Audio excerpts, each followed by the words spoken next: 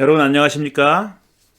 수요잡담 시간이 돌아왔습니다. 오늘 수요잡담 온라인 성서 공부로 진행하는 수요잡담 79번째 시간이 되겠습니다. 오늘도 지난주에 이어서 구약 성서는 어떤 책이며 왜 그 책을 읽어야 할까라는 주제를 가지고 얘기하겠습니다. 오늘 그 두 번째가 되겠습니다. 제가 처음에 계획했을 때는 한 3번 정도로 마칠 생각이었는데 생각을 바꿨습니다. 구약성서가 어떤 책인지 또 어떤 방법으로 어떤 방식으로 이 구약성서를 읽고 이해해야 할 것인지를 조금 더 자세하게 말씀드리기 위해서 몇 차례 더 늘려서 얘기를 하도록 하겠습니다. 오늘은 그 두 번째 시간으로 구약성서가 어떤 성격을 가진 책으로 이해되어 왔는지 하는 것, 또 어떤 관점을 가지고 이 구약성서를 읽어왔고 또 이해해 왔는지 하는 것을 말씀드리려고 합니다. 물론 일반 독자들 혹은 일반 기독교인들은 이렇게 구약성서가 어떤 책이고 어떤 성격을 가진 책이고 어떤 시각으로 어떤 눈으로 읽어야 할지를 공부해 본 분이 많지 않을 겁니다. 이건 사실 성서를 전문적으로 연구하는 사람의 할 일이죠. 구약성서를 전문적으로 연구하는 사람들이 아직까지 해온 일이고 또 앞으로도 지금도 하고 있고 앞으로도 계속 할 일입니다.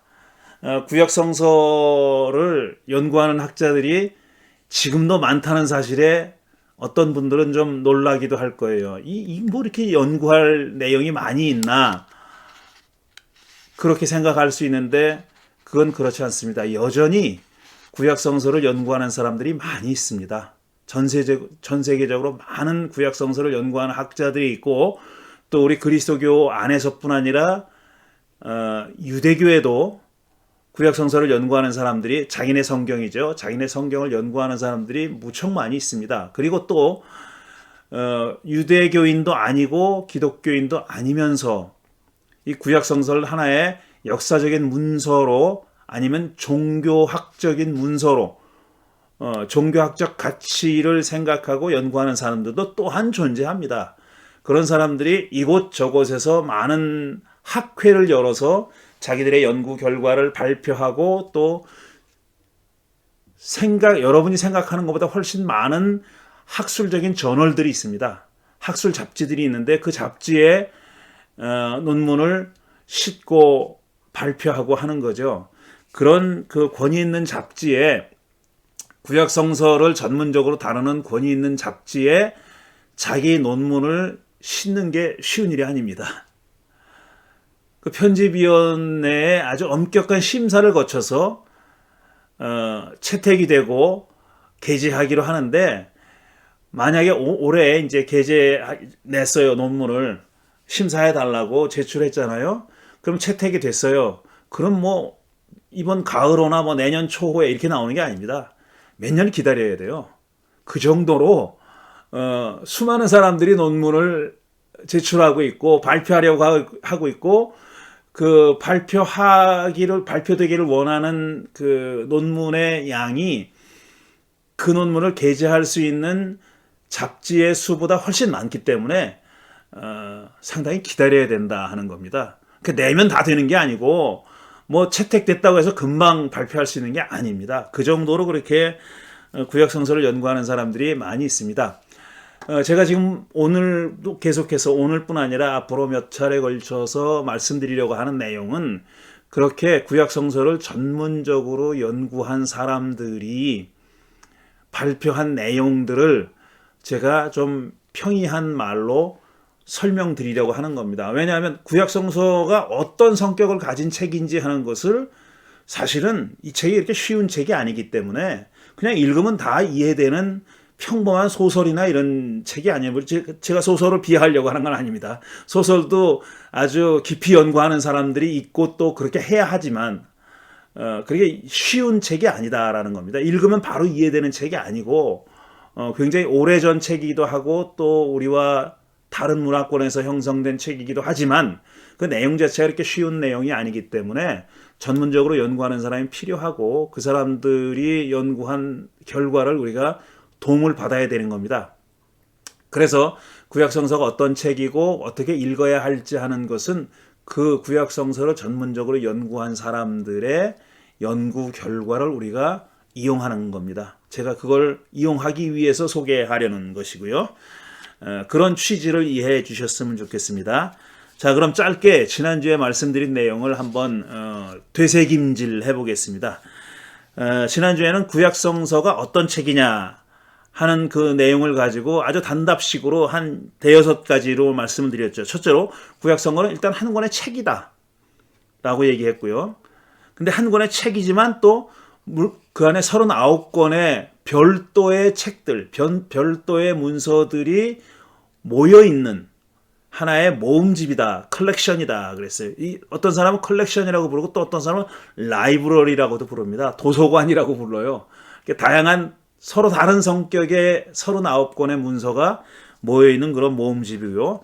또 하나의 경전이죠. 종교적인 가르침을, 그 종교를 따르는 사람들, 종교를 믿고 따르는 사람들이 권위 있는 어떤 말씀이다. 종교적 가르침을 담고 있는 그런 책이라고, 경전이라고, 스크립처라고 그렇게 믿고 있습니다. 또 그리고 우리 그리스도인들에게는 경전의 일부죠. 왜냐하면 신약성서가 따로 존재하니까.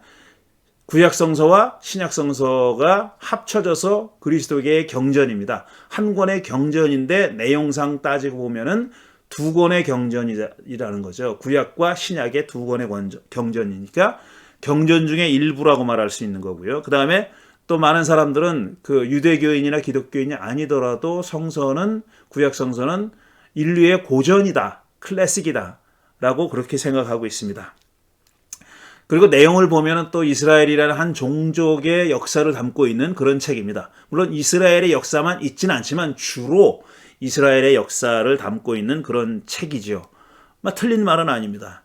그리고 무엇보다 또 유대교인들과 그리스도인들에게는 이 책이 절대자인 신의 말씀이 담겨있는, 신의 뜻이, 하나님의 뜻이 담겨있는 그런 문서다, 그런 말씀이다, 그런 책이다 라고 받아들여지고 있는 거죠. 이런 그 한 6가지 정도의 성격을 가지고 있는 그런 책입니다. 제가 말씀드린 이 6가지, 하나, 둘, 셋, 넷, 다섯, 여섯, 7가지네요. 7가지가 다 맞는 말이에요. 물론 다 맞는 말이지만 조금 더 따지고 들어가면은 어떤 뜻을 가지고 있는 말인지에 대해서는 제가 지난주에 설명을 드렸습니다. 다시 반복할 수 없으니 지난주에 영상을 한번 참고해 보시기 바랍니다. 그 다음에 이 구약성서가 어떤 과정을 거쳐서 우리 손에 지금 들어왔는가, 지금 우리가 갖고 있는 이 구약성서가 어떤 역사적인 과정을 거쳐서 이런 모습으로 우리 손에 들어왔는가 하는 것을 설명했습니다. 먼저 구약성서는 문서화되기 전에 아주 오랜 기간의 구전 기간을 가졌다고 했습니다. 오럴 트래디션이라고 하는 거. 구전, 입에서 입으로 전달됐다는 거죠. 입에서 귀로, 입에서 귀로 이런 식으로 그 문서화되기 전에 오래 입으로 구전으로 전달된 그런 시기가 있었다라는 겁니다. 이 말로 전달하려니까, 구전하려니까 그 전달된 단위가 짧았겠죠. 왜냐하면 그거 다 기억을 하고 외워야 되니까요. 단위가 길지 않았어요. 이렇게 창세기를 통틀어서 구전으로 전달되거나 그런 일은 일어나지 않았어요. 창세기 안에 다양한 이야기들이 있지 않습니까? 스토리들이 있는데 그 스토리에 짤막짤막한 스토리들이 따로 독립적으로 구전으로 전달됐던 겁니다. 그리고 기록되기 시작한 이후로도, 그러니까 문서화되기 시작한 이후로도 굉장히 오랫동안 다듬어지고 후대로 전달되면서 다듬어졌던 그런 문서입니다. 그러니까 한번 written down 돼서 한번 이렇게 문서화된 다음에 변하지 않고 고정된 형식으로 그대로 전달된 게 아니라는 거죠. 그 다음 세대는 자기들이 전달받은 문서를 또 가감하거나 수정하거나 자기 시대에 맞게 그 그러니까 적용하거나 적응시키거나 하는 그런 과정을 거쳤어요.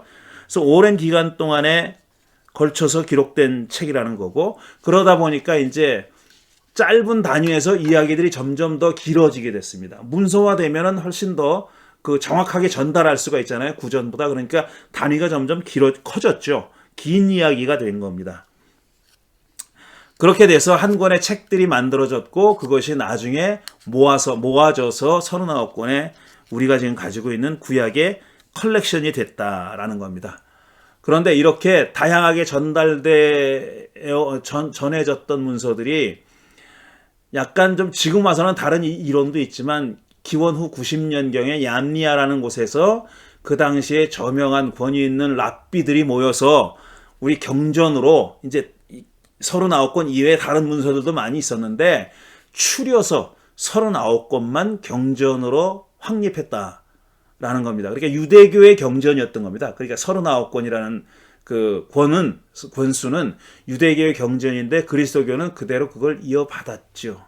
그래서 지금 구약성서의 분량은 유대교와 그리스도교, 개신교가 똑같습니다. 물론 가톨릭은 우리가 가지고 있는 39권 이외에 열 몇 권의 제2경전을 가지고 있습니다.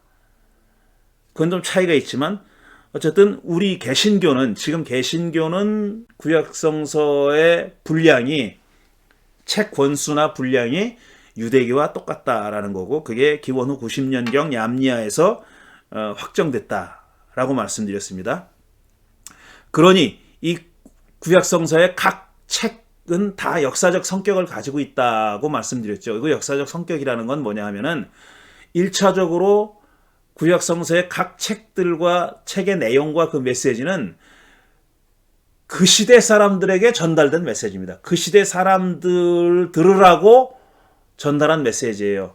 수천 년 후에 우리 들으라고 한 얘기가 아니라 그 시대 사람들 들으라고 한 얘기고, 그 시대 사람들은 동시대인이니까 구약성서를 기록하고 전달한 사람들과 비슷한 어떤 시대 상황 속에 살았고, 문화적 상황 속에 살았고, 시대 정신 속에 살았어요. 그러니까 이해하기가 훨씬 쉬웠다는 거죠. 동시대니까, 같은 문화권의 동시대니까.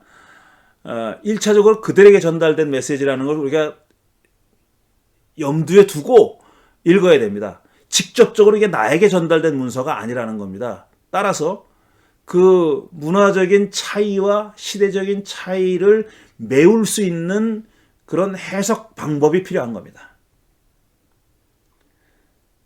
그 간격을 메워야 돼요, 우리는. 그 간격이 존재하는데 그게 없는 것처럼 착각하고 오해하고 직접적으로 그 메시지를 글자 그대로 받아들이려고 해서는 안 된다라는 얘기입니다.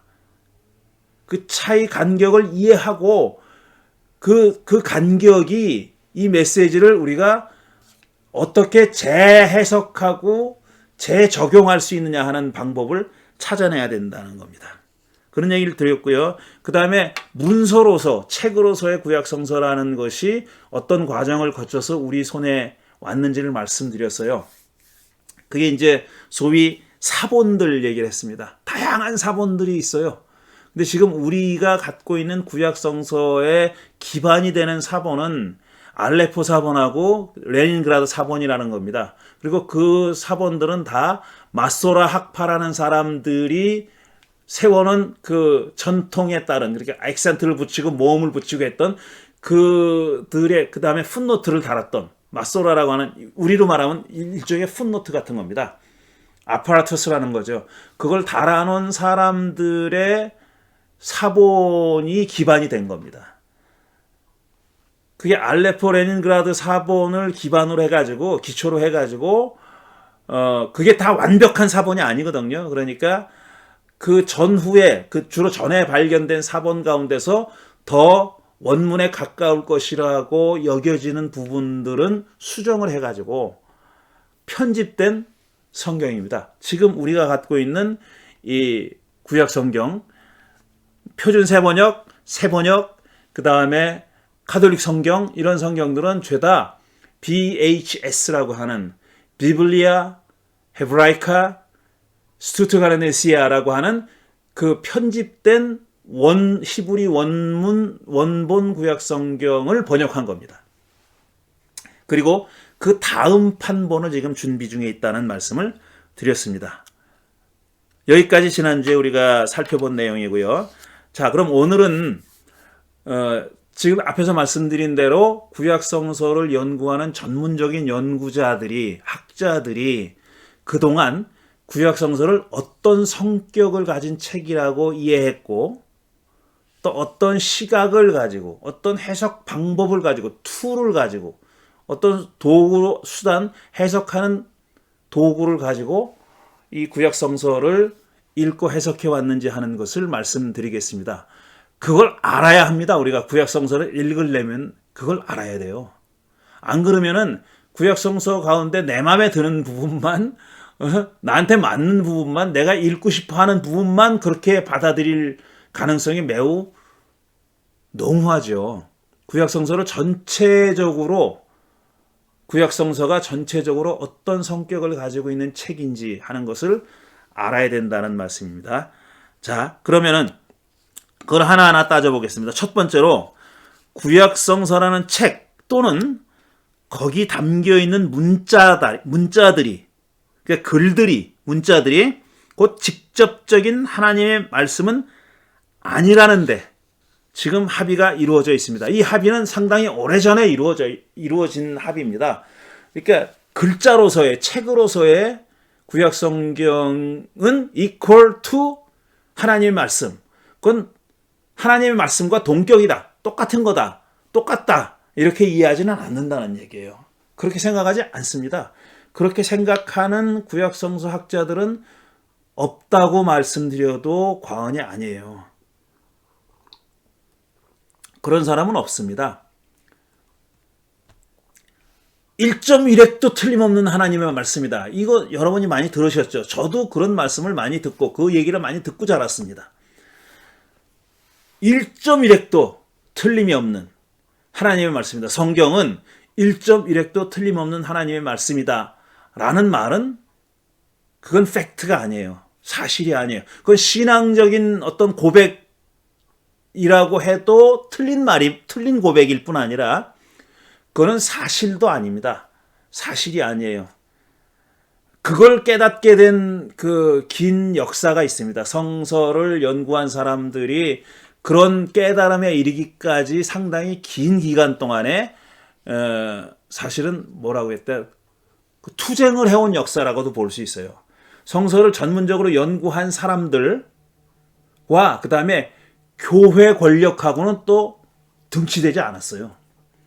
교회 권력이 물론 성서를 전문적으로 연구한 사람들은 전부 다 교회에 속한 사람들이었지만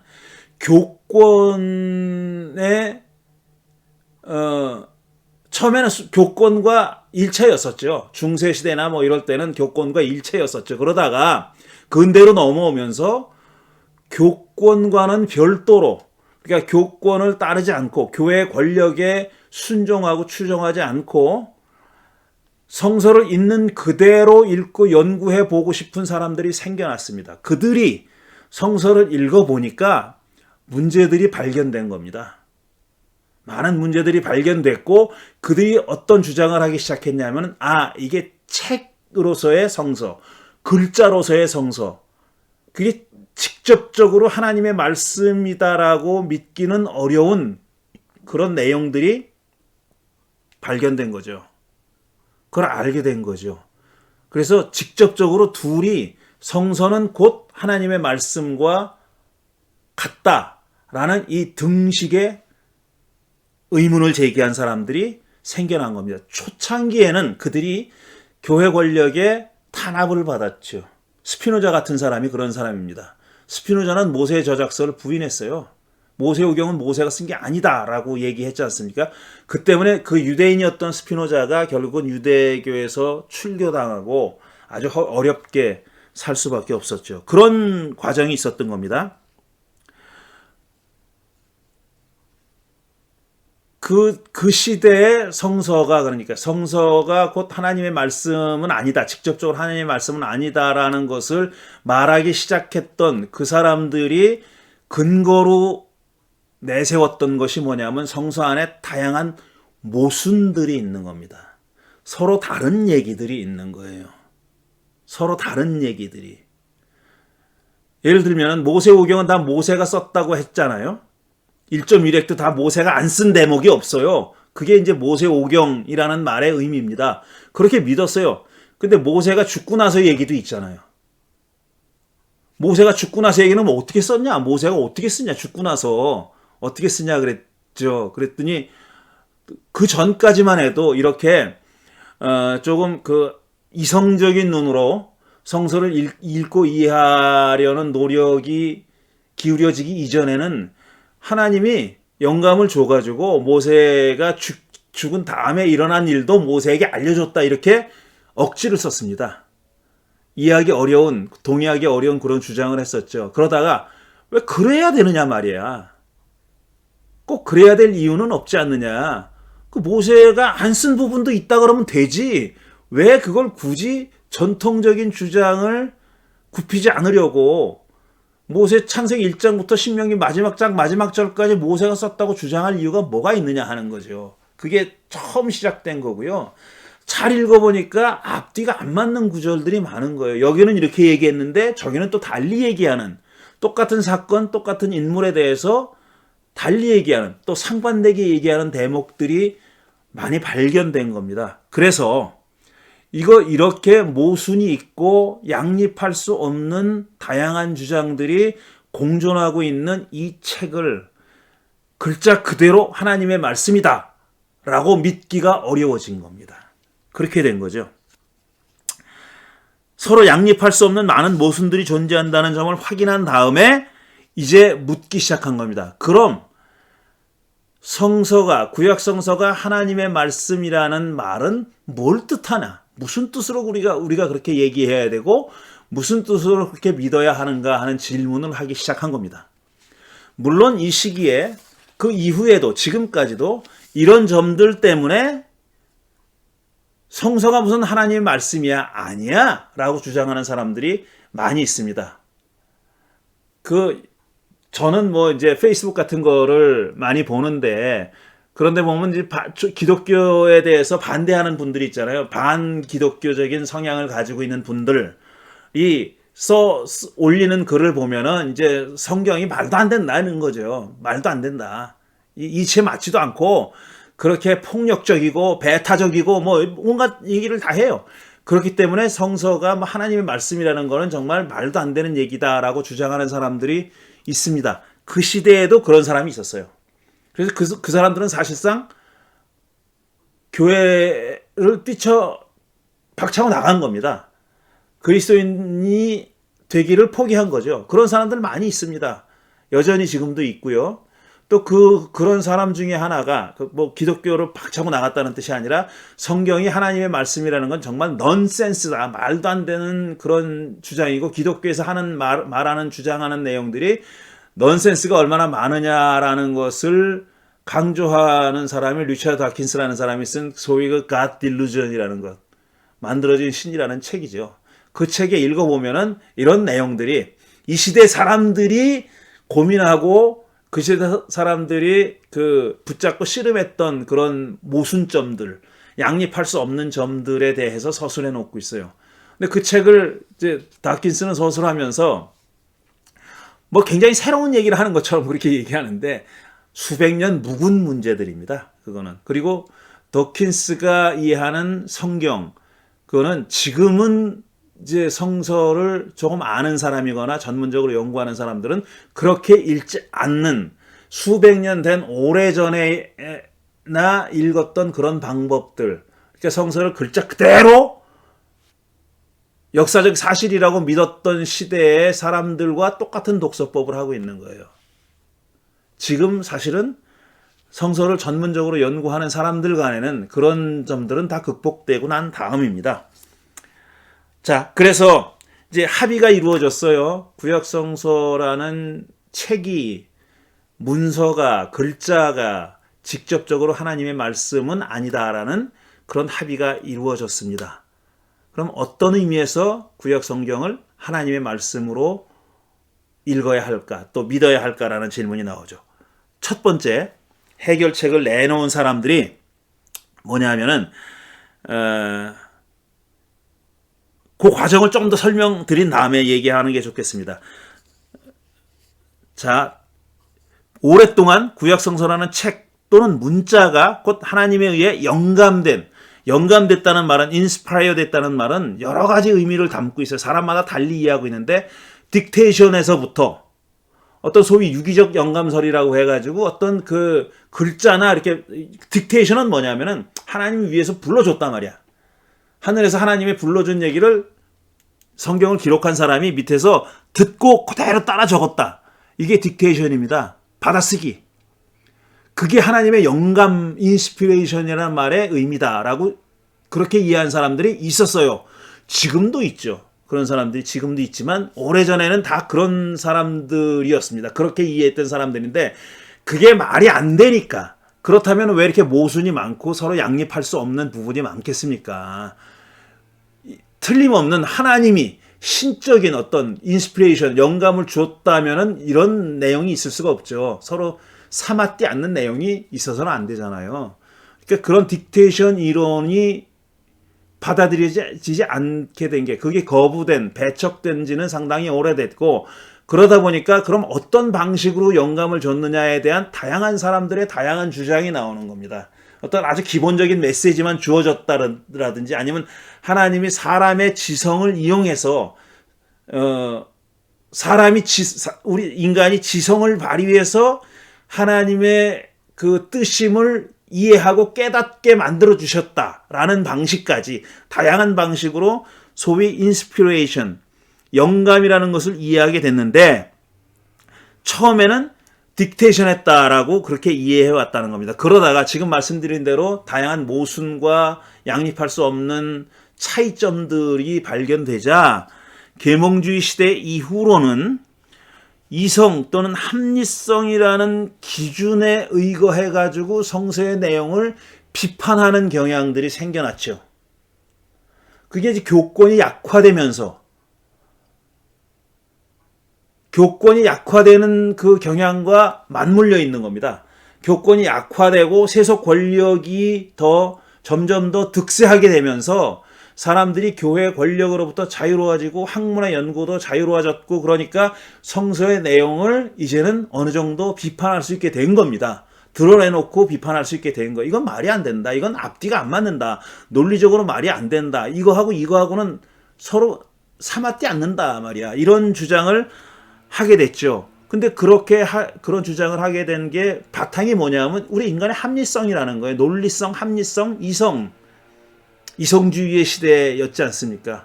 계몽주의 시대라는 것은 이성 위주의 이성 만능이라고 말할 수 있을 정도로 그렇게 이성과 합리가 강조됐죠. 그 시대의 기준에 따르면은 이제 성서의 많은 부분이 비판받아야 되는 겁니다. 그런 비판에 직면했어요. 그래서 여러 갈래가 갈라졌는데 그 중에 어떤 사람들은 좀 성서가 하나님의 말씀이라는 권위를 인정하지 않게 된 사람들도 있어요. 하나님의 말씀이라는 권위를 인정하지 않고 그걸 받아들이지 않고 성서는 순수하게 인간의 책이다. 인간의 사상이 담겨 있는 인간들의 사상이 담겨 있는 인간들의 역사가 담겨 있고 인간들의 사상이 담겨 있는 인간의 책이다라고 여기는 경향이 나타났어요. 그 사람들을 소위 말해서 18세기, 19세기의 자유주의 신학자라고 얘기하는 겁니다. 자유주의 신학이라는 말 아마 교회 좀 다녀본 사람들은 많이 들으셨을 거예요. 특히 이제 보수적인 교회 다니셨던 분들은 자유주의에 대한 비판하는 얘기를 많이 들으셨을 거예요. 근데 자유주의라는 게 뭔지 잘 모르면서 아마 자유주의는 나쁜 건가 보다 하셨던 분들도 있을 거예요. 물론 자유주의가 잘했다는 얘기는 아니에요. 문제가 많죠, 자유주의도. 근데 자유주의는 그 시대에는 그렇게 될 수밖에 없었어요. 교권이 약화되고, 그 다음에 세속 권력이 교회를 이제 누르기 시작했죠. 교회보다 앞서가기 시작했고, 그 다음에 교리로부터 자유로워진 사람들이 성서를 연구하게 되면서 그동안 억눌려 왔던 것이 본물처럼 터진 겁니다. 그러다가 한 진자의 반대쪽 끝까지 가게 된 게 자유주의 신학이에요. 자유주의 신학은 성서를 전적으로 인간의 책으로 보는 그런 신학이죠. 그러다가 그 상당 기간 동안 그것이 유럽에서 득세하고 있었죠. 포에르바하의 그리스도교의 본질이라는 책이 바로 그런 책이죠. 그런 자유주의적인 어떤 관점을 잘 보여주는 그런 책이죠. 그러다가 말이죠. 한쪽 진자의 한쪽 끝까지 가잖아요. 그럼 또 반대쪽으로 오게 돼 있잖아요.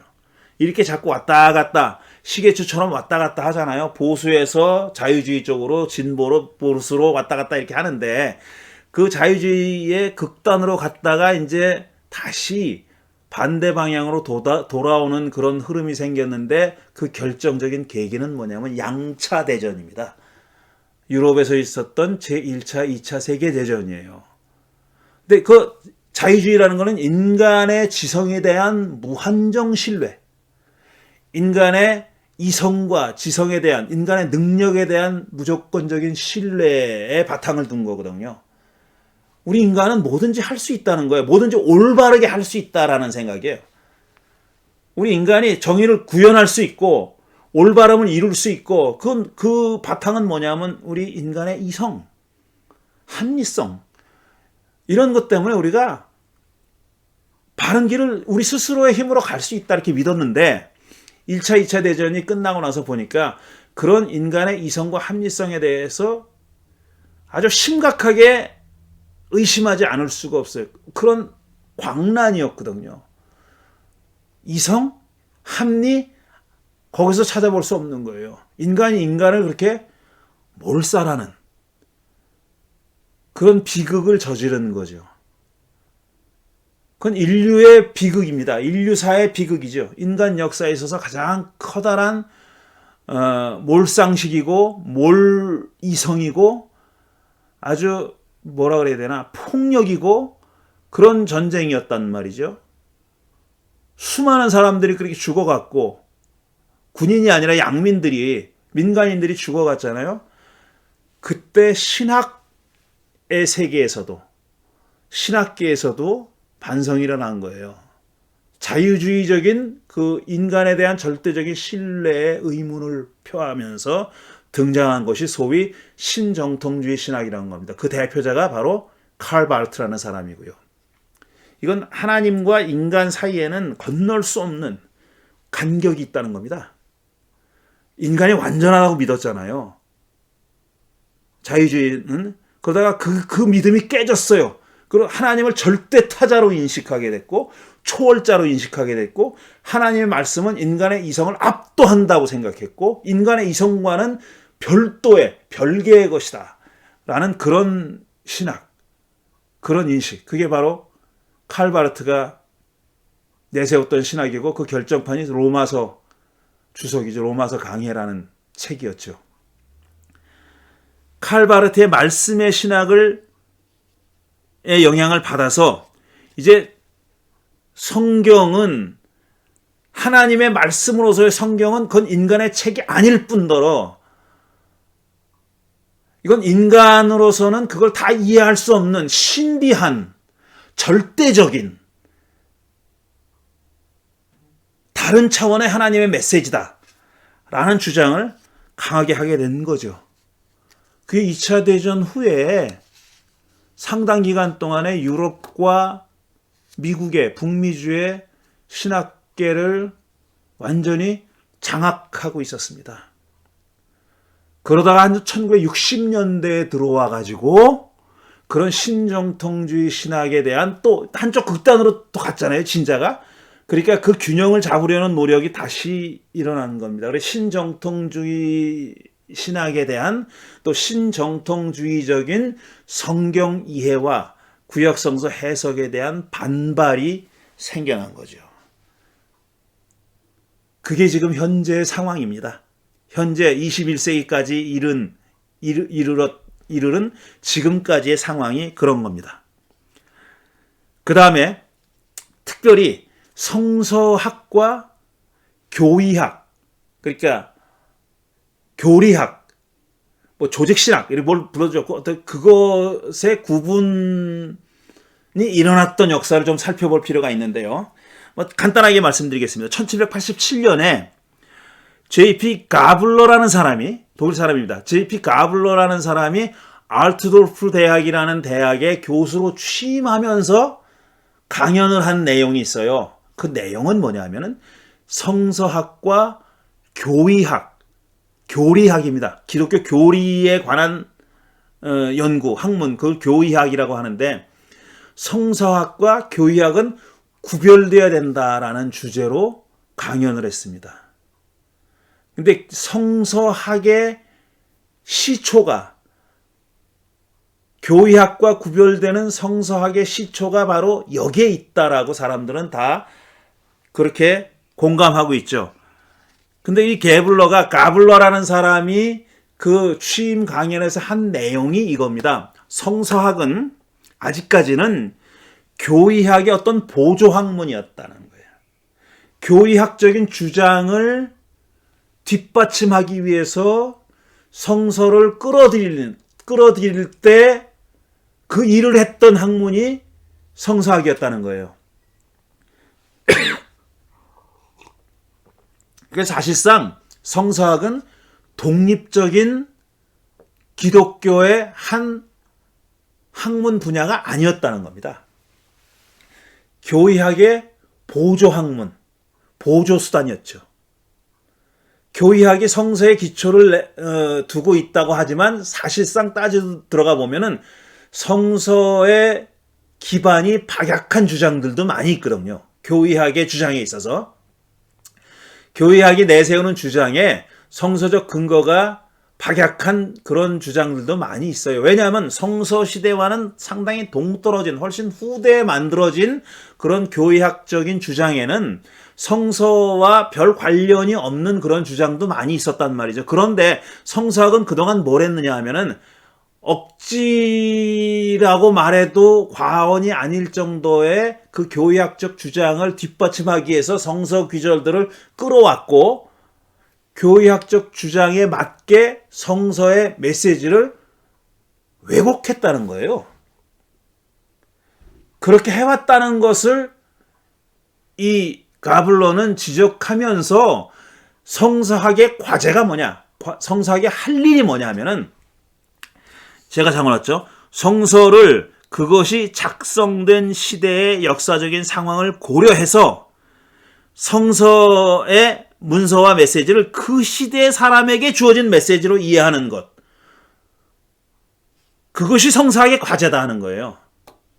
그러니까 성서학은 할 일이 뭐냐 하면은 성서의 메시지가, 성서의 그 내용이 그 시대 사람들에게 어떤 의미를 가지고 있는 것이며 그 시대 사람들에게 준 메시지는 뭐냐 하는 것을 역사학적으로 이해하는 것이 성서학이다 이겁니다. 그러니까 성서학은 describe 하는 거라 그랬어요. 서술하는 거다. 서술하는 학문이다 이거죠. 그러니까 객관적인 사실을 서술하는 학문이라는 거예요. 성서의 내용이 그 시대 사람들에게 어떤 메시지를 주기 위한 거냐를 서술하면 된다는 거예요.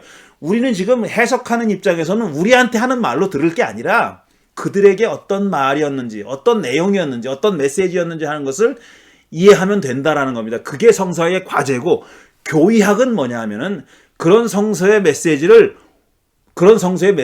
오늘날 지금 우리에게 어떤 의미를 가지고 있다고 해석할 것이냐 하는 겁니다. 그게 교리학의 과제다. 교리학이 할 일이다. 이걸 구별해야 된다. 구분해야 된다. 라고 주장했습니다. 가블러가. 그리고 실제로 그 이후에 성서학자들은 그렇게 하고 있어요. 1차적으로 제가 여러 번 말씀드리지만 성서의 메시지는 1차적으로 그 성서가 그 표현하고 있는, 묘사하고 있는 그 시대 사람 또는 그 성서가 기록되었던 시대 사람에게 주는 메시지입니다. 지금 우리 들으라고 한 얘기가 아니라 출애굽 사건을 기록하잖아요. 그러면 1차적인 메시지는 출애굽을 경험했던 그 시대 사람들에게 그 사건이 어떤 의미를 가지고 있느냐 하는 것이 1차적이고, 그 다음 한 걸음 더 나아가서 한다면 그 출애굽기를 기록했던, 그리고 출애굽기를 전승했던, 후대에 전승했던 사람들에게 출애굽 사건이 어떤 메시지를 가지고 있느냐라는 겁니다. 이사야서를 보면, 제2사에 보면 제2의 엑소더스, The Second Exodus라고 얘기를 해. 바벨론 포로에서 풀려나는 것을 세컨 엑소더스라고 얘기한단 말이에요. 그러니까 엑소더스라고 하는 출애굽 사건이 모형이 된 겁니다. 아키타입이 된 거, 그 원형이 된 거예요. 그 원형에 비추어서 바벨론에서 해방된 사건을 이해하려고 했던 겁니다. 그런 식으로 그 시대 사람들에게, 그러니까 출애굽 사건이 일어났던 시대가 1차적이고, 그 다음에 만약에 제2 이사야가 바벨론에서 해방됐을 그 시기에 기록된 문서라면은 그 출애굽 사건이 바벨론에서 해방됐던 그 시대에 살았던 사람들에게 어떤 메시지로 이해됐느냐 하는 것을 해석하는 것, 그게 성서학의 과제다라는 거예요. 그건 우리의 입장이 게재되어 있는 게 아니죠. 그걸 지금 21세기에 살고 있는 우리의 입장이 거기 개입해서는 안 되고, 그걸 서술하는 데 거쳐야 된다. 디스크라이브 하는 데 거쳐야 된다. 단 교의학은 그게 아니죠. 디스크라이브 하는 것 정도가 아니라 프레스크라이브 해야 된다는 거죠. 우리들에게도 어떤 그 구속력이 있는, 우리들에게도 어떤 그 구속력이 있는 메시지가 뭐냐, 거기서 우리들에게도 적용해야 될 메시지가 뭐냐를 따져 묻는 것은 교의학의 과제라는 겁니다. 성서학의 과제가 아니라 그 둘을 구분했고, 그걸 처음으로 구분해야 된다고 주장했던 사람이 가블로라는 사람이다. 지금 우리 구약 성서를 연구하는 사람들은 여기에 기반해 가지고 연구하고 있는 겁니다.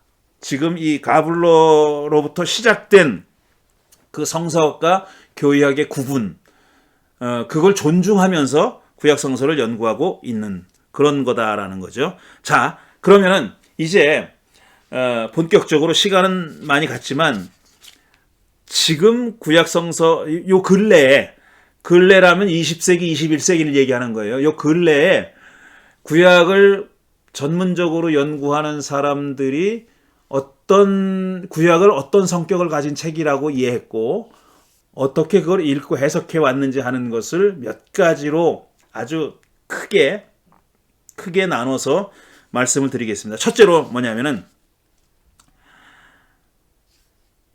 성서학의 과제를 풀기 위해서는, 그러니까 성서학의 과제를 수행하기 위해서는 성서가 서술하는 시대 및 성서가 서술된 시대, 그러니까 출애굽이라 그러면 출애굽이 일어났던 시대, 그 다음에 출애굽에 관한 책이 쓰인 출애굽기가 쓰여진 시대를 얘기하는 거예요. 그 양자 시대에는 시간적 간격이 있습니다. 왜냐하면 출애굽이 막 벌어질 때 그 적은 게 아니잖아요. 그 후대 사람들이 적은 거잖아요. 그러니까 두 시대 사이에도 시간적인 갭이 있어요. 그런데 성서학의 과제를 풀기 위해서는 성서가 서술하는 시대 및 서술된 시대의 역사를 알아야 된다라는 거예요. 역사를.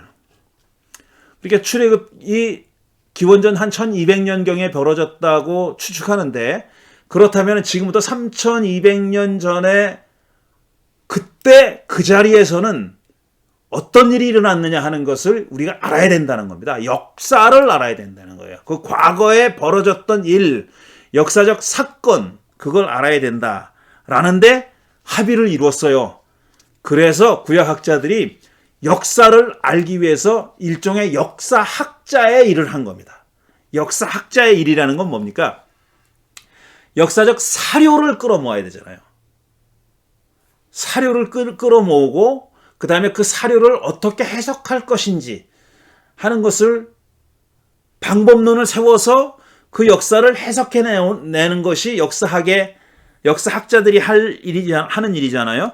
그래서 사료를 끌어모으기 시작했어요. 그게 뭐냐면, 일단은 구약 성경이 중요한 역사적 사료고, 구약 성서 시대의 기록된 이집트와 가나안과 메소포타미아 지역의 동시대의 문서들, 그 다음에 동시대의 유물과 유적들, 그러니까 고고학적 자료들이죠. 문서적 자료와 문서도 고고학적인 자료가 되는 거니까 한마디로 얘기하면 고고학적인 사료들을 끌어모으고 연구하기 시작했어요. 성서도 그 중에 하나입니다. 그 다음에 성서 이외에 가나안과 그 에집트와 메소포타미아에서 발견된 아직까지 우리가 알고 있는 갖고 있는 역사적 사료들, 동시대의 사료들 이런 것들을 끌어모아 가지고 이스라엘의 그러니까 구약 성서 시대의 이스라엘의 역사를 재구성하는 노력을 한 거예요. 실제로 이런 일이 일어났다라는 겁니다. 그래서 나온 것이 그 출애굽기 보면 홍해 바다가 둘로 갈라지고 그랬다 그러는데 다른 얘기도 사실 있습니다. 둘이 갈라져 가지고 물벽이 세워졌고 그 가운데에 이스라엘 백성들은 땅을 밟고 건너갔다는 얘기, 그게 홍해를 건넌 얘기 아니에요? 근데 그 출애굽의 경로나 뭐 이런 걸 보면은 그 다음에 얌숲이라고 하는 소위 갈대바다라고 하는 말로 표현되어 있거든요. 그게. 근데 갈대바다라는 그 지명이 어딜까라는 걸 막 그냥 역사적으로 연구해 본 거예요. 그러니까 그게 홍해가 아니다. 레드시가 아니라 리드시다. R-E-E-D-C.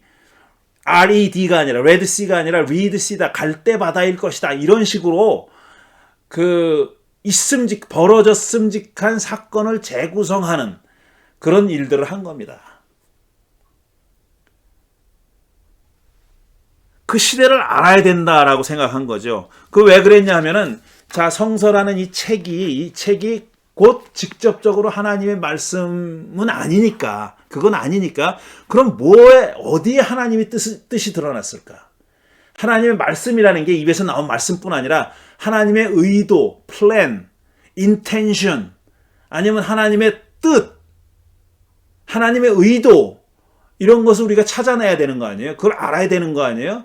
근데 이 시대 사람들은 이런 경향으로 구약성서를 연구한 사람들은 어떤 생각을 했냐면은 그때 벌어졌던 역사적 사건들 안에 하나님의 인텐션이, 의도가, 하나님의 뜻이, 하나님의 계획이, 하나님의 역사적인 목적이 그 역사적 사건 안에 표현되어 있다라고 믿은 거예요. 그러니 하나님의 뜻을 알려면은 역사적 사건이 무엇인지 알아야 되잖아요. 그때 무슨 일이 벌어졌는지 알아야 될 거 아닙니까? 그래서 역사를 연구한 겁니다. 그래서 실제로 일어났던 일이 뭘까? 실제로 어떤 일이 일어났을까 하는 것을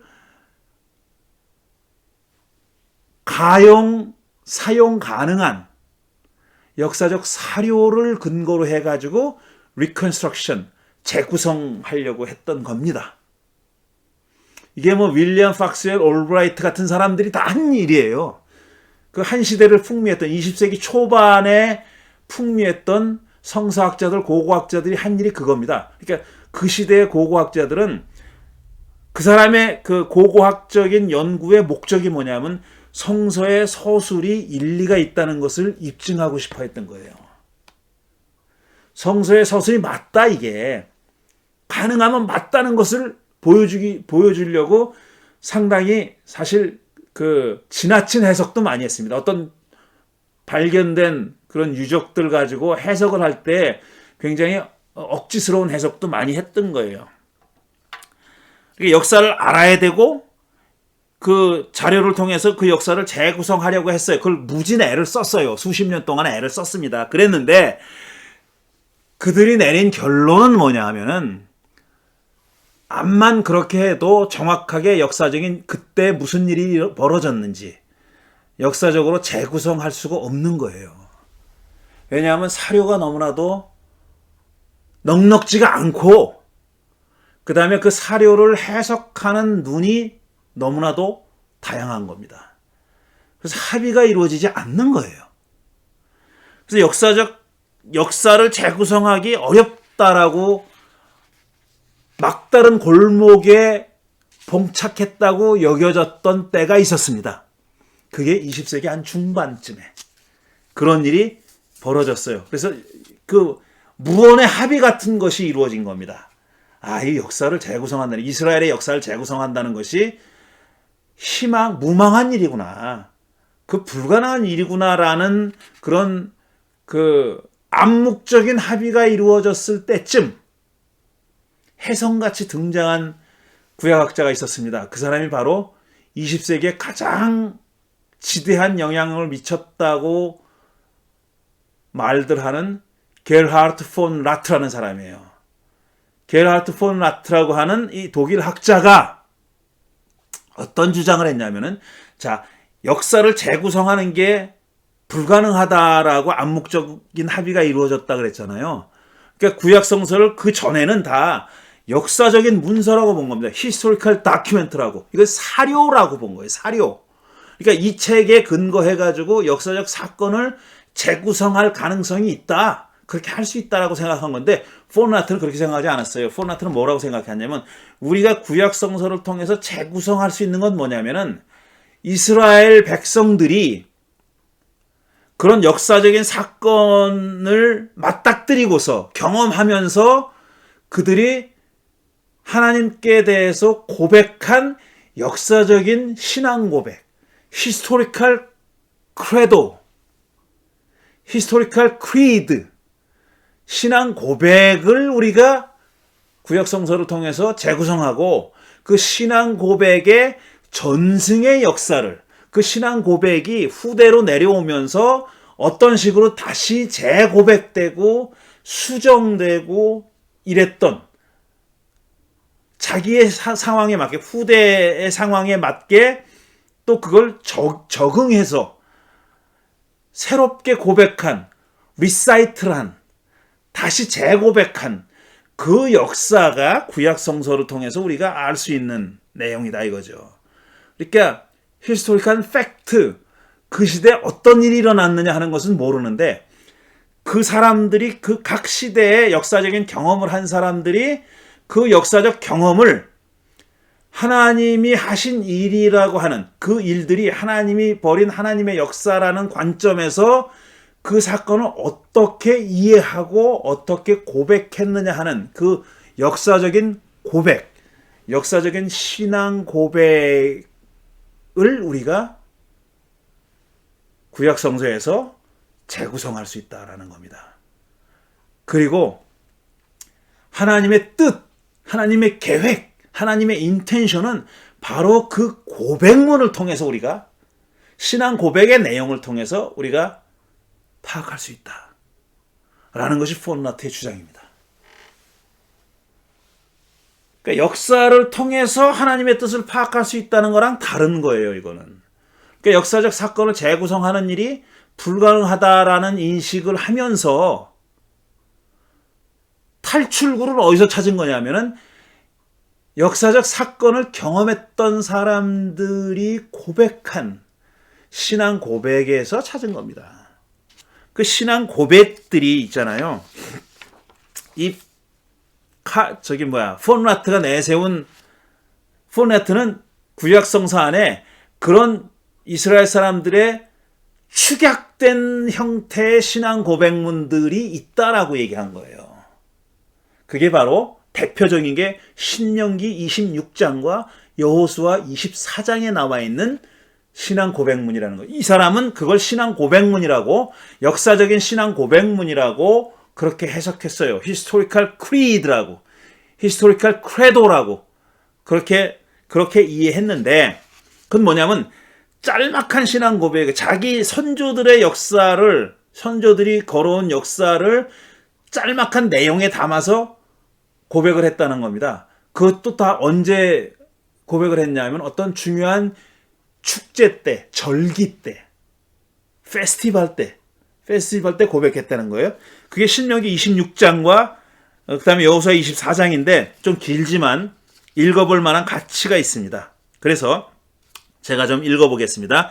신명기 26장 1절부터 10절까지인데, 정작 신앙 고백문은 5절부터 나와요. 근데 그 1절부터 5절 전반절까지는 배경, 이 신앙 고백문이 선포된, 고백된 어떤 배경인데, 이렇게 돼 있어요. 주 당신들의 하나님이 당신들에게 유산으로 주시는 그 땅에 당신들이 들어가서 그것을 차지하고 살 때 당신들은 주 당신들의 하나님이 당신들에게 주시는 땅에서 거둔 모든 농산물의 첫 열매를 광주리에 담아서 주 당신들의 하나님이 자기의 이름을 두려고 택하신 곳으로 가지고 가십시오. 거기에서 그렇게 첫 열매를 드리는 거예요. 지금 추수감사절이에요. 말하자면 첫 열매를 드린 추수감사절인데 그때 고백하는 내용이에요. 거기에서 당신들은 직무를 맡고 있는 제사장에게 가서 이렇게 이스라엘 백성들에게 지금 당부하는 얘기인데 첫 열매를 가지고 제사장에게 가라는 겁니다. 그래서 뭐라고 얘기하냐면 주님께서 우리 조상에게 주시겠다고 맹세하신 대로 내가 이 땅에 들어오게 되었음을 제사장께서 섬기시는 주 하나님께 오늘 아뢰입니다 하고 보고를 하십시오. 그럼 제사장이 당신들의 손에서 그 광주리를 받아 첫 열매가 담겨있는 광주리입니다. 그 광주리를 받아서 주 당신들의 하나님의 제단 앞에 놓으면 당신들은 주 당신들의 하나님 앞에서 다음과 같이 아뢰십시오. 이렇게 말하라는 거예요. 이렇게 얘기하라는 거예요. 속으로 얘기하라는 게 아니라 이렇게 말하라는 겁니다. 선언하라는 거예요. 선포하라는 거예요.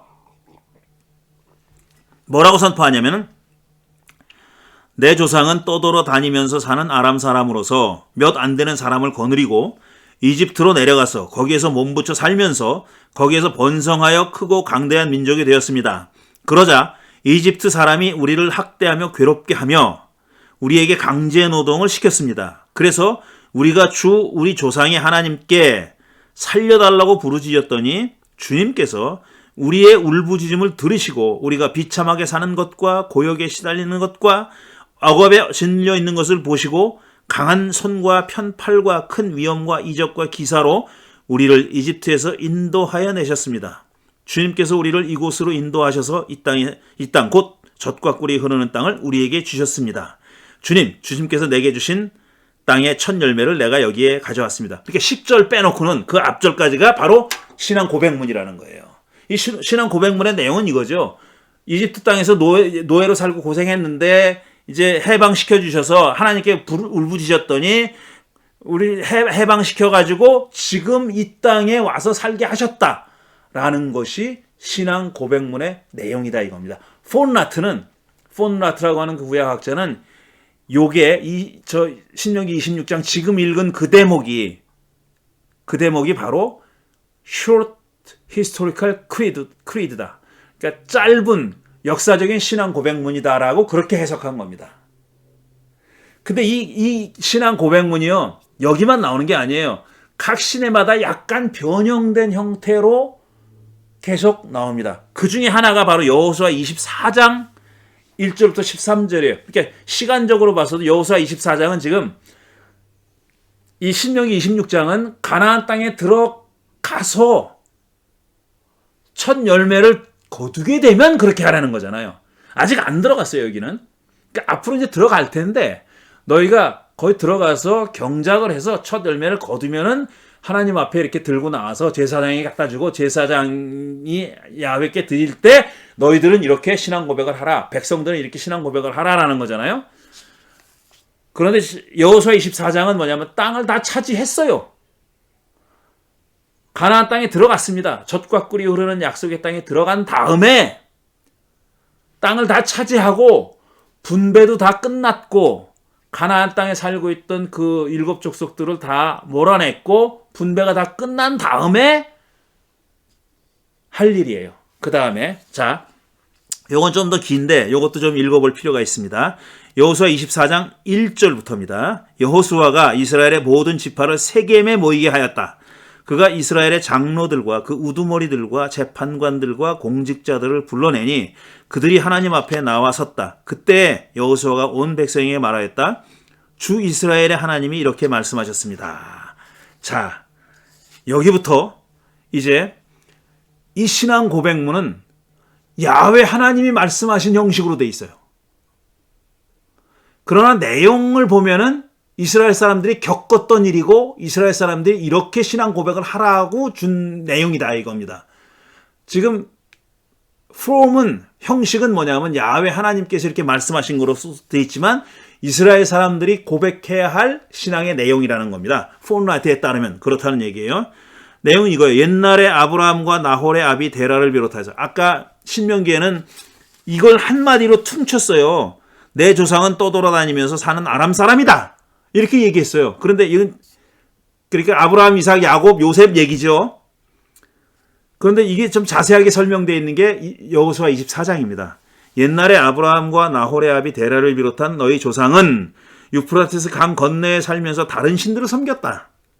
그러나 내가 너희 조상 아브라함을 강 건너에서 이끌어내어 그를 가나안 온 땅에 두루 다니게 하였으며 자손을 많이 보게 하였다.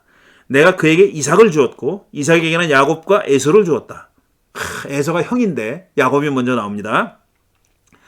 그래서 에서에게는 세일산을 주어 차지하게 하였다.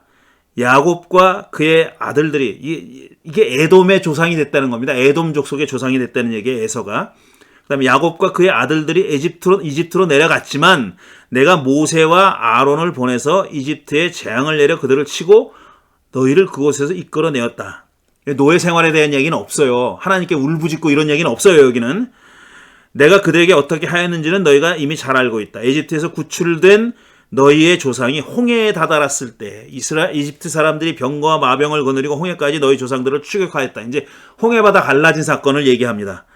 너희의 조상이 살려달라고 나 주에게 부르짖었을 때 내가 너희들과 이집트 사람들 사이에 흑암이 생기게 하고 바닷물을 이끌어와서 그들을 덮쳤다. 너희는 내가 이집트에서 한 일을 너희 눈으로 직접 보았다. 너희가 광야에서 오랫동안 지낸 뒤에 나는 너희를 이게 바다가 갈라졌다는 얘기는 직접적으로 안 하죠. 여기서는. 그렇잖아요? 흑암이 생기게 하고 바닷물을 이끌고 와서 그들을 덮쳤다 그랬어요. 이렇게만 표현했습니다. 나는 너희를 요단강 동쪽에 살고 있는 아모리 사람들의 땅으로 들어가게 하였다. 이 요단강 동쪽으로 가게 했다는 얘기입니다. 가나안 땅 요단강 서쪽에 있어요. 그래서 동쪽으로 먼저 가게 했다는 거예요. 그때 그들이 너희에게 대항하여 싸웠으나 내가 그들을 너희 손에 넘겨주었으므로 너희가 그 땅을 차지하여 했다. 나는 그들을 너희가 보는 앞에서 멸망시켰다. 그때 모압의 십볼의 아들 발락 왕이 일어나서 이 발람 얘기를 합니다. 이스라엘에 대항하여 싸웠다. 발락은 사람을 보내어 부올의 아들 발람을 불러다가 너희를 저주하려 하였다.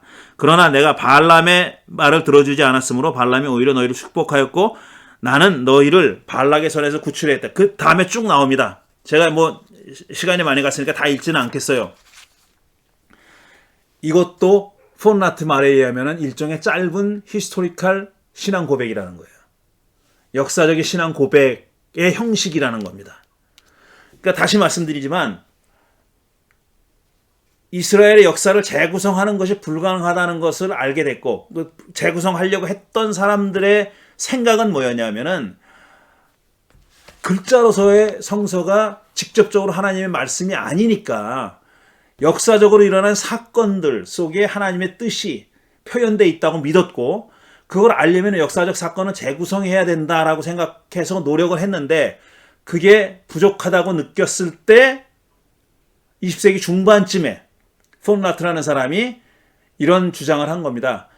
그런 역사적인 사실이 아니라 그 역사적인 사건을 경험했던 사람들의 신앙 고백 가운데 하나님의 뜻이, 하나님의 인텐션이, 하나님의 계획이 표현되어 있다라고 믿은 겁니다. 그러니까 그 말은 약간 바꿔서 얘기하면 하나님이 일으킨 역사적 사건들을 이스라엘 사람들이 고백했던 그 신앙 고백에 어떤 영감의 요소가 들어있다라고 생각했던 거죠. 그렇게 믿었던 겁니다. 그리고 그 신앙 고백문은 시대에 따라서 조금씩 달라지는데 그때마다 그렇게 하나님은 다른 방식으로 계속 영감해 주셨다라는 겁니다. 영감을 계속 이스라엘 백성들을 영감을 내려주셨다. 이스라엘 백성들에게 고백하는 사람들에게 영감을 부여해 주셨다. 이런 뜻입니다. 그렇게 해석했는데 이것도 난점이 이런 폰라트의 주장도 지금은 이 주장을 그대로 받아들이는 사람은 없다시피 합니다. 없다시피 해요. 왜냐하면은 이 신앙 고백문이 굉장히 오래된 거라고 주장했는데 지금 사람들은 그렇게 생각하지 않아요. 이 신앙 고백문이 신명기 26장에 나와 있거나 아니면은 이 여호수아 24장에 나와 있는 신앙 고백문이 상당히 후대의 것이라는 그 학문적 합의가 이루어져 있어요, 지금은. 이게 굉장히 오래된 올드한 신앙 고백문이 아니라는 거예요. 원래적인 원초적인 신앙 고백문이 아니라는 겁니다.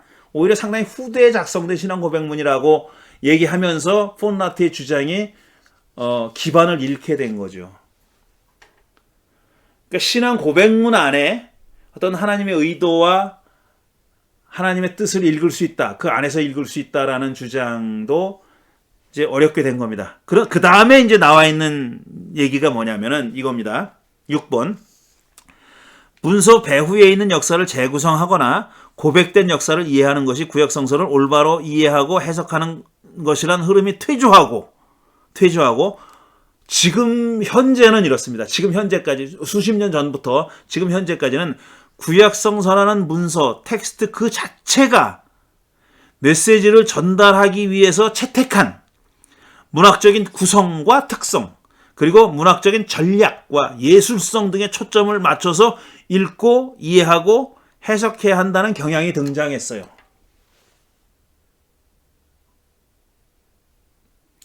그러니까 그 배후에 지금 우리가 가지고 있는 구약성서라는 텍스트 배후에 뭐가 있다. 배후에 신앙 고백이 있다. 배후에 역사가 있다. 이거 말고 그렇게 하지 말고 그 배후를 찾아 들어가려고 하는 노력을 그만하고 지금 우리가 갖고 있는 텍스트를 공시적으로, 통시적으로가 아니라 공시적으로, synchronically, 공시적으로 이해할 필요가 있다라는 거, 읽을 필요가 있다라는 거예요. 근데 역사적인 배후를 묻고 그게 어떤 역사적 과정을 통해서 전승되어 왔는지 이렇게 보지 말고 지금 있는 문서 그 자체에 어떤 그걸 쓴 사람들이 어떤 목적을 가지고 어떤 효과를 만들어내기 위해서 읽는 사람들에게 어떤 영향을 주고 어떤 효과를 만들어내기 위해서 어떤 양식을 가지고 어떤 전략을 가지고 이야기를 이끌어 나갔느냐 하는 것을 이해할 필요가 있다라고 생각한 겁니다. 요건 또 굉장히 다른 얘기예요. 지금 제가 언뜻 synchronically라는 말을 했어요. 공시적으로. diachronically는 통시적으로. 역사적으로 읽는 거예요. 그러니까 폰라트도 역사적으로 읽은 겁니다. 그 신앙 고백문이 세대가 거쳐가면서 세대를 흘러가면서 어떻게 변형되어 왔고 어떻게 적응해 왔고 어떻게 수정되어 왔고 그걸 연구하자 그랬잖아요. 그게 다이어크로니컬이 통시적으로 하는 연구예요. 근데 문서를 있는 그대로 지금 있는 그대로 어떤 역사적 배후를 캐는 게 아니라 문서 그 자체를 연구하는 거, 그 자체를 읽고 연구하는 게 싱크로니컬리 하는 겁니다. 공시적으로 연구하는 겁니다. 그러니까 지금 공시적인 연구 방법이 대세를 이루고 있어요. 지금은 공시적인 연구 방법이 대세를 이루고 있는 겁니다. 그래서 이 문서 그 자체가 가지고 있는 어떤 그러니까 이거 뭐라고 표현해야 되나? 이 문서를 적은 사람이 기록한 사람들이 읽는 사람들이 그 문서를 읽고 자기의 의도를 설득하려는 거잖아요. 그러니까 글 쓴 사람은 왜 쓰냐면 자기와 공감을 하는 사람들을 얻으려고 하는 거잖아요. 그걸 목적으로 하고 합니다. 저도 책을 몇 권을 썼는데 그걸 읽고 내 생각과 뜻을 같이 하는, 나와 뜻을 같이 하는 사람이 있기를 바라는 거지 그걸 읽고 욕하는 사람이 나오기를 바라고 쓰지는 않거든요. 내가 지금 전개하고 있는 주장과 논리에 공감하는 사람, 그래서 그 사람이 내 주장에 뜻을 같이 하기를 바라고 있는 거잖아요. 그런데 이런 방식으로 구약성서를 읽고 연구하는 사람들, 해석하는 사람들은 뭐냐면은 그렇게 적은 사람들이 어떤 목적을 가지고 이 글을 썼고 그 목적을 이루기 위해서 어떤 방법을 구사했느냐 하는 거죠. 어떤 방법을 구사했느냐 하는 것을 그걸 중심으로 성서를 연구하기 시작했다라는 겁니다. 불과 이제 수십 년 전부터 아주 유행하게 된 그런 경향입니다. 그래서 어떤 문학 양식에 자기의 메시지를 담았느냐라는 거. 그 다음에 서사라는 것은 기승전결이 있는 얘기예요. 기승전결이 있는 서사를 만들었는데 그 서사가 어떤 효과를 발휘할 걸로 기대하고 어떤 레토릭을 썼고 어떤 문학적인 리터러리 스트래티지를 썼느냐, 문학적인 전략 전술을 써가지고 자기가 지금 말하려고 하는 바를, 자기가 독자들에게 끼치려고 하는 영향을 성공적으로 끼칠 수 있었느냐, 이걸 연구하는 겁니다. 이게 또 시계추가 진자가 또 다른 방향으로 간 거죠. 역사라는 방향으로 쭉 갔다가 이제는 다이어크로니컬한 방향으로 갔다가 이제는 신크로니컬한 방향으로 오는 거예요. 문서 그 자체를 우리가 연구하자라는 그런 내용, 그런 쪽으로 방향이 새롭게 잡혔다는 겁니다. 그러면은 있잖아요.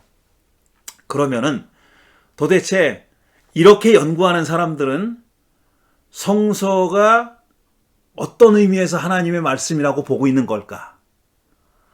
아니, 이 문학적인 전략, 전술을 알고, 레토릭을 알고, 서사로서 어떤 기능을 하고 있느냐 알고 하는 거 다 필요하죠. 근데 그렇게 연구하는 사람들은 도대체 그런 하나의 문학 작품으로, 그러니까 저자가, 글쓴이가, 독자를 설득하기 위해서 이런저런 방법을 썼다. 그거 다 좋다 이거예요. 다 좋다. 좋은데, 그렇다면은, 거기에만 그치면은 그 사람들은 정말 성서를 문학작품 이상으로 보지 않는 것 아니냐. 하나의 문학작품으로 보는 거 아니냐. 소설로 보는 거 아니냐. 라고 말할 수가 있잖아요. 그렇게 어떤 의미에서 그럼 이 구약성서가 하나님의 말씀이라는 거냐. 이런 질문을 할 수 있지 않습니까? 근데 이렇게 연구하는 사람들이 제가 지금 마지막에 던진 질문에 대해서 저는 과문해서인지 몰라도 답을 내는 경우를 못 봤어요. 그러니까 synchronically 공시적으로 성경을 이렇게 읽어야 된다. 구약 성서를 이렇게 읽어야 된다. 문학적인 양식과 구성과 내러티브로서 무슨 문학적인 전략과 어떤 예술적인 그런 도구들을 사용해서 기법들을 써가지고 독자들을 설득하려고 했느냐, 독자들을 이끌어 가려고 하느냐, 풀슈에이드 하려고 하느냐 라는 것을 알아야 된다라는 거예요. 좋아요. 그렇게 읽는 거 좋아요. 그렇게 또 사실 그렇게 읽어야 돼요. 그렇게 읽어야 됩니다. 그렇게 읽으면은요 굉장히 정말 그런 눈으로 성서를 읽잖아요. 그러면은 번뜩번뜩하는 것들이 있습니다. 그거를 아주 기가 막히게 한 사람이 바로 로버트 알터라는 사람이에요. 북가주에 있는 그 유명한, 사실 성서학자는 아닌데 문학비평가거든요. 그 사람은 일반 문학비평가인데 유대인이에요. 그러니까 이 로버트 알터라는 사람이 The Art of Biblical Narrative라는 책을 썼어요. 조그만 책인데 무지하게 기가 막힌 책입니다. 정말. 그건 정말 문학적인 전략, 이 성서의 내러티브가, 이야기들이, 스토리들이 어떤 문학적인 전략을 구사하고 있는지 하는 것을 설명한 책인데 그거 읽으면 깜짝깜짝 놀랍니다. 정말. 이게 어떤 문학적인 퀄리티가 무지하게 높은 책이에요. 성경이. 그런 뜻에서 문학적인 퀄리티가 매우 높은 책이거든요. 근데 제가 아쉬운 거는 뭐냐면은, 그렇다면 저는 또 성서를 공부하는 그 구약 학도이기도 하지만 동시에 또 목사요 그리스도인이잖아요. 그럼 그 사람들은 이런 방법을 구사해서 성서를 읽자고 하는 사람들은 어떤 의미에서 성서를 하나님의 말씀이라고 생각하는 걸까? 저는 이런 대답을 가지고 있어요.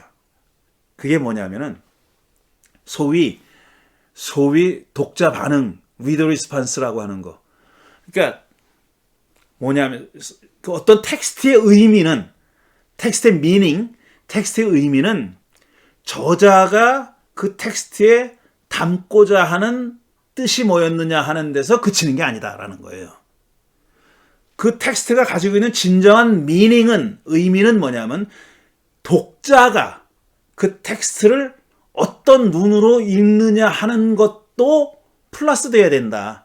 그 텍스트의 미닝이라는 거는, 의미라는 건 뭐냐면은 저자가 그 텍스트를 썼을 때 염두에 뒀던 그런 뜻, 그런 미닝, 그런 인텐션, 그런 의도뿐 아니라 그것과는 상관없이 저자가 무슨 뜻을 가지고 그 책을 썼는지, 그 글을 썼는지와는 상관없이 독자가 내 눈으로, 내 시각으로, 내 가치관과 내 세계관이라는 바탕 위에서 그 텍스트를 읽을 때 부여하는 의미, 그 텍스트에 부여하는 의미, 그걸 다 합쳐야 진짜 텍스트의 미닝이라고 말할 수 있다라는 거거든요. 그게 리더 리스폰스라는 겁니다. 독자 반응이라는 거예요. 그러니까 독자가 읽는 것도 중요하다라는 겁니다. 한마디로. 그러니까 텍스트의 미닝이라는 게 독자와 읽는 사람과 독립적으로 거기 그냥 이렇게 있는 게 아니라는 얘기예요. 그 미닝은 독자가 그 독서를 할 때 완성되는 거다라는 거예요. 저자의 의도랑 상관없이 만들어진다는 뜻이 아니라 그건 있는데 그것과 결합이 돼가지고 저자의 의도와 독자의 리딩이 결합이 돼가지고 만들어내는 거다 이거죠. 의미를 만들어낸다는 얘기예요. 저는 구약성서, 이건 제 고백이고 제 방식인데 그때 하나님의 영감이 작용한다고 믿습니다. 저는 그렇게 믿어요. 하나님의 영감이라는 게 읽는 사람이 그 성서의 텍스트를 쓴 사람이 영감을 받아서 기록했다 손 치더라도 그렇게 치더라도 가만히 놔두면은 그 영감은 아무 의미도 없는 거다라는 거예요. 그리고 예를 들어서 역사서로서 아니면 문학으로서 그 책을 읽을 때는 그런 영감이 드러나지 않는다고 생각해요. 저는 저같이 여러분같이 크리스찬들이 우리가 살아가고 있는 이 세상에서 어떻게 하면 하나님의 뜻대로 살까? 어떻게 하면 예수의 제자로 살까를 늘 기도하고 고민하면서 바른 길을 찾아가려고 하는 사람이 이 텍스트를 대했을 때 이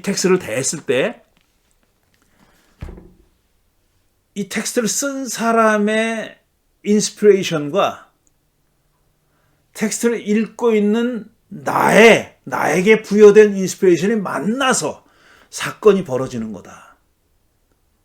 그게 바로 영감이 이루어지는 사건이다. 그때 바로 이 구약 성서는 하나님의 말씀이 되는 거다.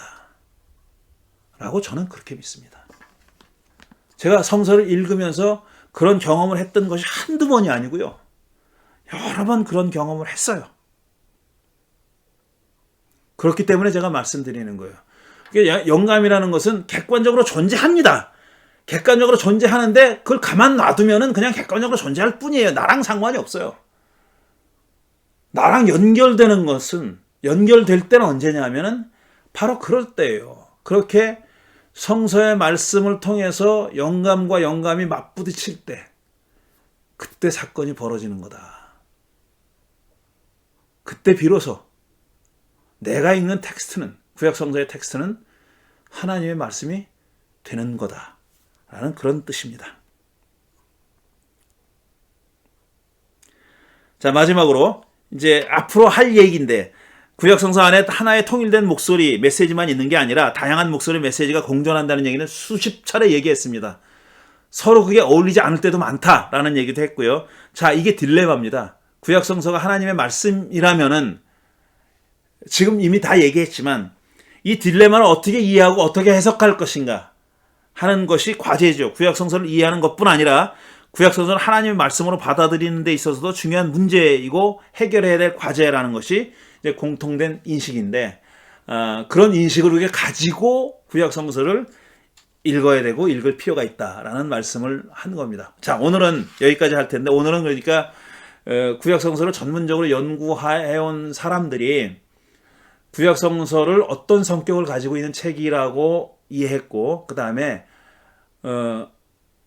어떤 방식으로 읽어왔는지 그리고 구약 성서 안에서 하나님의 말씀이라고 하는 것을 어떻게 이해해 왔는지 하는 것에 대해서 말씀을 드렸습니다. 좀 두섭다는 생각은 저도 드는데 완벽하게 이렇게 정리가 돼가지고 아주 간결하게 말씀드리지는 못했는데 제가 말씀하려고 하는 뜻이 잘 전달됐으리라고 믿고 또 그렇게 바라고 있습니다. 다음 주에는 지금 마지막으로 말씀드린 대로 이런 내용들, 양립할 수 없는 다양한 목소리, 그 다음에 그 가운데서 어떻게 하나님의 말씀을 찾아낼 것인가 하는 그 과제를 염두에 두고 구약성서가 대충 어떤 내용을 담고 있는지 하는 것을 좀 얘기해 보도록 하겠습니다. 오늘은 여기까지 하겠습니다. 긴 시간 들어주셔서 감사합니다.